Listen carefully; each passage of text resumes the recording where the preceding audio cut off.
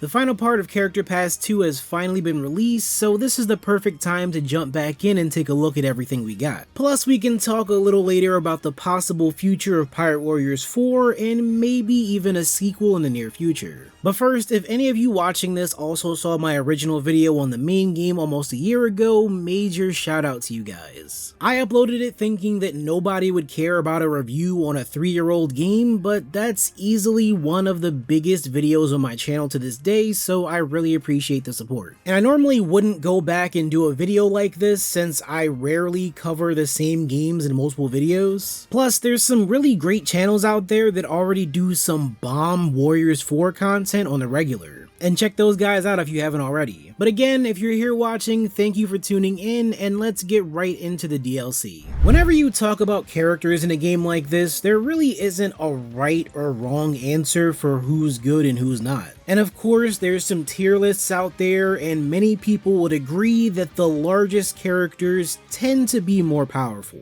But for this vid, I want to look at these DLC characters and rank them solely based on how much fun that I had with them. That goes for both their moves and their overall design. There's a lot more you can do with the different builds for each character, so you might have some better choices in mind based on that. But these are just the things I thought and felt after playing with each character with pretty similar skills attached to each one.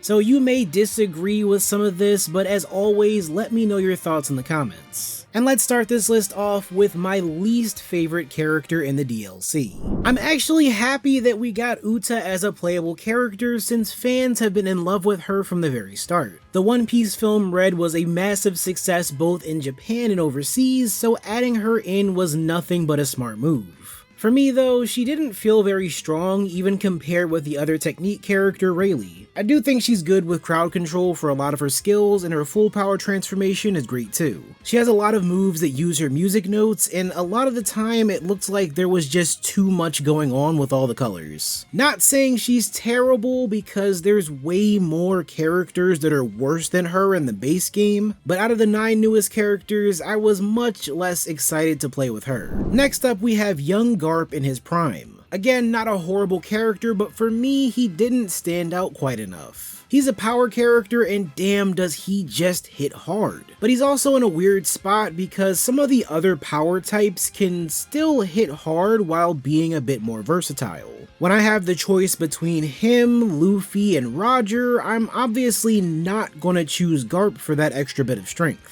Especially when playing through some of the new modes, he could dish out damage like crazy, but couldn't really navigate the area in a way I wanted him to. Overall, he felt a bit too slow at times, and I just wasn't feeling it. Kobe was one that felt a bit odd, despite some of his moves being pretty cool. He's a speed character, which is honestly great as you'll see later. He does have a lot of combos that end with the Marines popping out with him, and that's like the best part to me, I won't lie. But he still felt a bit closer to Sanji, and it didn't feel like he was the best choice in a lot of battles. I know people may really enjoy him because he's a speed type, but I feel like he was still one of the least impressive speed types we got here. He's pretty great for some of the new game modes, but just for using him in fights, I'd much rather pick most of the other characters. Now I'm putting Rayleigh in this spot because his playstyle is a bit on the weaker side to me, but he makes up for it by having a massive amount of sauce. Just like with Kobe, he has some backup that appears during his attacks, including cannons that he dodges as they hit his opponents. And I don't know about you, but that's some cold ass shit. He's another Technique character, so he doesn't have the most power, but he makes up for it with the speed he gains from his full power burst. Again, he wasn't my favorite, but his moves have that style that I just gotta appreciate.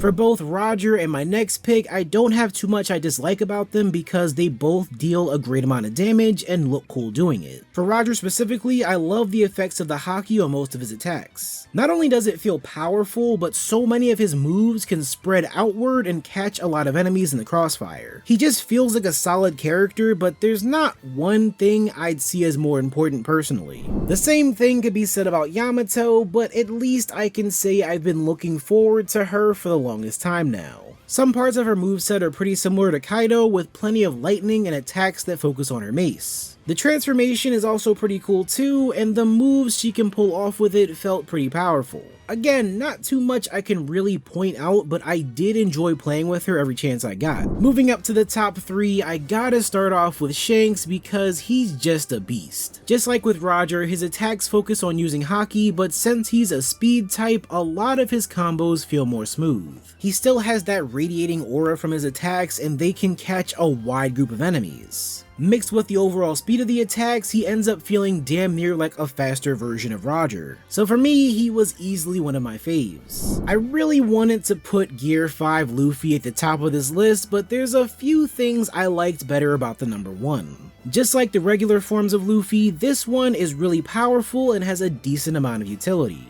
Even outside of the Gear 5 transformations, a lot of his attacks deal massive damage and can take down bosses pretty quick if you have the right buffs. But of course, most of the time, you'll probably want to use his Gear 5. That's where he becomes not only stronger and faster, but there's a bunch of goofy attacks he can pull off alongside it. I can't get enough of using that giant fist to demolish everyone in the area. Plus his lightning attack deals a shocking amount of damage too, while still covering a lot of area. Then it's perfect using him to travel across the map to objectives, since he can dash through the air like a jet plane on most stages. It does sometimes suck because I had a lot of moments where I was having fun and then the transformation would end. Then I would feel like I needed to do whatever I could just to get back into Gear 5. It would have been broken as hell if Gear 5 was its own character, so I do get why they did that. I put him in this spot mainly for his fun factor, but now let's jump into the number 1. I won't lie, at first I hated playing as Kaido. I hated playing as the giant characters because they always felt so slow compared to everyone else. But I just kept seeing people talking about how great this Kaido is because not only is he a giant, but he's also a speed type. So I said, you know what, I'll put in some more time and see what the hype is about. And I can't lie, Kaido easily became my go-to after getting him maxed out because he works so well. There's only 2 things you ever need to focus on in a lot of battles, and that's finishing the stage fast and defeating as many enemies as possible. The giant characters are perfect for defeating enemies with their wide attack range already. But the fact that Kaido can do that with the level of speed he has is just amazing. Running through the best level to grind for berries felt like a breeze with him, plus his moveset is really fun too. All of his aerial combos turn him into this full dragon form and can deal a good amount of area damage. Unfortunately, we can't stay a dragon like with his regular form in the main game, but it was cool to see that they found a way to make things work.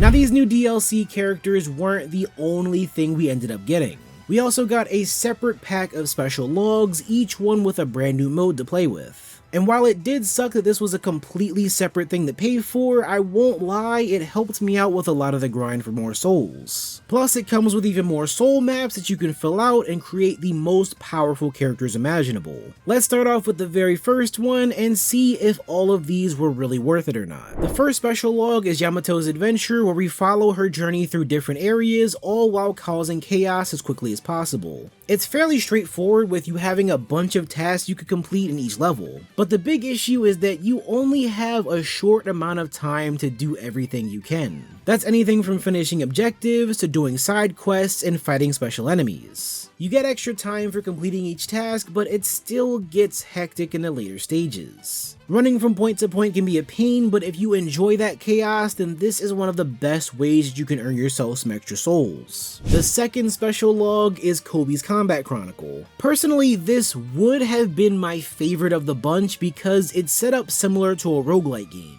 You run through levels as one character and complete different objectives that go by pretty fast. As long as you don't die, then it's almost endless and you can rack up a decent amount of souls just by doing these stages and seeing how far you can get. The only problem is that once you choose your character, that is the only one you can use the entire time. So because I chose Uta as the first person to try this with, I was locked in with her through the whole run. I could always change, yeah, but once you do change, it resets all your progress back to the first level every time. And if it weren't for that one thing, then this would have easily been my favorite thing to come back to and grind. I mean, maybe it still is actually, but you have to choose a great character from the beginning that you won't get tired of. And if you do want that to be a character like Gear 5 Luffy, then you're out of luck since the only characters you can't use are the Straw Hats. The final special log is the Path to King of the Pirates. This is an interesting one since it's a bunch of levels that are more like mini-games than anything else. You can race against NPCs, compete in 1v1 battles, and even complete quizzes based on the One Piece lore.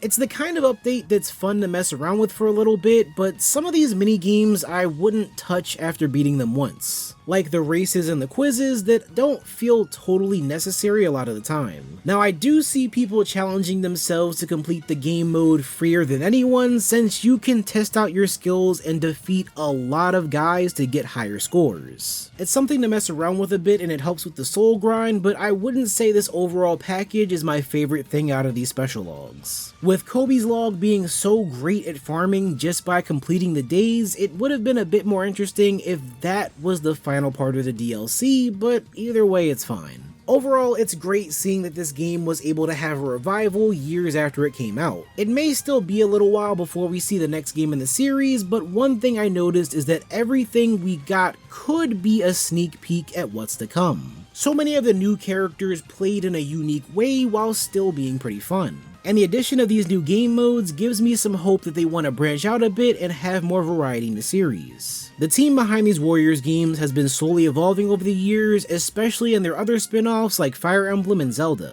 Once the story gets to a point where that new game has more room to breathe, I can tell we're gonna have so much to look forward to from mechanics, characters, movesets, and game modes. But despite that, I gotta say that it kinda sucks that these DLC were split between characters and special logs. It could be a case where the sales of the DLC are going to go straight into funding the next big game, but hopefully we won't expect too much money gouging from that game too. But let me know your thoughts on the DLC packs and even what the next game could be like. With One Piece taking the world by storm, I can't imagine that this series is going to go anywhere but up from here. Subscribe for more videos just like this one, and I'll see you all in the next video.